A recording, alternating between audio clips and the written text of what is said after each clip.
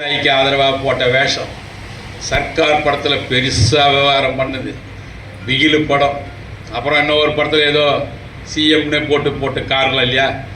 ஆக அவங்க திட்டம் போட்டு பண்ணாங்கன்னா அதுக்கு உறுதுணையாக இருந்தது தான் அந்த ரூட்டுன்றது இது எப்படின்னா சினிமாவில் அந்த படத்தை அவங்க ப்ரமோட் பண்ணுறது. இவங்க கூட சொன்னாங்க வெர்ச்சுவல் வாரியர்ஸ், வெர்ச்சுவல் அப்யூசர்ஸ்னு. அதுதான் அந்த கேவலமாக திட்டுறவன் ஒருத்தன், அவனை ப்ரமோட் பண்ணுறது ஒருத்தன். ஆக இந்த சினிமாவில் ரஜினிகாந்த் படமாக இருக்கட்டும், அஜித்குமார் படம், சூர்யா படம், அதாவது விஜய் நடித்த படத்தை தவிர விஜய்க்கு போட்டியாக யாருங்கிறாங்களோ அவங்களுடைய படத்தை அவங்க பாணியில் சொன்னால் ரிலீஸ் ஆன அன்றைக்கே அவங்க கழுவி ஊற்றுறது, அவளை கேவலமாக விமர்சனம் பண்ணி அந்த படத்தை ஓட விடாமல் பண்ணுறது. அதுதான் அந்த ரூட்டு. அதே மாதிரி அந்த நடிகைகள் கால் ஷீட் அது சம்மந்தமாக பண்ணி அதுக்கு அவங்க கமர்ஷியலாக பண்ணுறாங்க. தேவை வேலை அவங்களுக்கு, அதுக்கு சம்பளம் கொடுக்குறான், அதான் கூலிக்கு மாரடிக்க விடுறான். அதனால் அவன் திட்டுறதுக்கு ஆள் வச்சுக்கிறான். அது அவனை அப்படியே அரசியலில் 23 ஆரம்பிச்சுக்கிறது. அவங்க 18, 19, 20 வச்சுக்கிறாங்க பொழுது அந்த ரூட்டு கம்பெனியை. இதில் நம்ம வாய்ஸ் ஆஃப் காமன் ஒருத்தன் போய் சேர்ந்தான், இந்த வளர்ந்த ஒருத்தன்.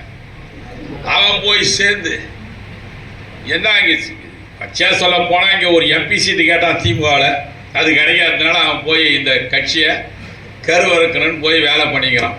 சரி, ஆனால் ஒன்று மட்டும் சொல்கிறேன், திமுக வைத்தியத்தில் எவனையும் வாழ விடாது. அது நல்லா புரிஞ்சுக்க. உங்களுக்கு தெரியும், அப்படியே பின்னோக்கி பாருங்கள் என்ன நடந்தது. அதை நான் சொல்ல விரும்பலை. அதனால் அந்த மாதிரி கூலிக்கு மாரடிக்கிற ஆளுங்களை வச்சுக்கின்னு அவன் திமுகவை திட்டுறதும் அவங்கள ப்ரொமோட் பண்ணுறதும் நடத்துங்க. எவ்வளோ நாளைக்கு நடத்த போகிறீங்க? கொஞ்சம் கொஞ்சமாக சாயம் வெறுத்துன்னு தான் வருது.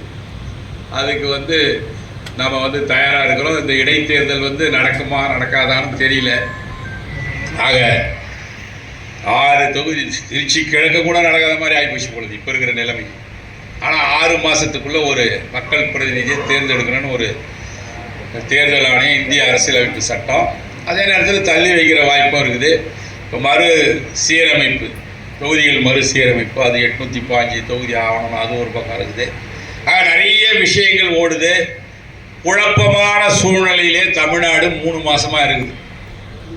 அது என்ன ஆகுன்றது நம்மளை யாராலையும் கணிக்க முடியாது. தேர்தல் நேரத்தில் எப்படி நம்மளால் கணிக்க முடியாத ஒரு சூழ்நிலை இருந்ததோ அதே மாதிரி சூழ்நிலையில் தான் இப்போ ஜூலை மாதம் 26ஆம் தேதியும் இருக்குது. இது எவ்வளோ நாளைக்கு இருக்குதுன்னு தெரியல. ஆனால் இது எல்லாத்துக்கும் ஒரு முடிவு இருக்குது, விமோச்சனம் இருக்குது. எனவே நீங்கள் நல்ல முறையில் உங்களுடைய திறமைகளை எல்லாம் வளர்ச்சிக்கு நிறைய தான் இருக்குது. நீங்கள் உங்களுடைய திறமைகளை இந்த இயக்கம், நம்முடைய மாவட்ட கழகம் பயன்படுத்திக் கொள்ளும் என்பதை இந்த நேரத்தில் தெரிவித்து அனைவருக்கும் நன்றி கூறி விடைபெறுகிறேன். நன்றி.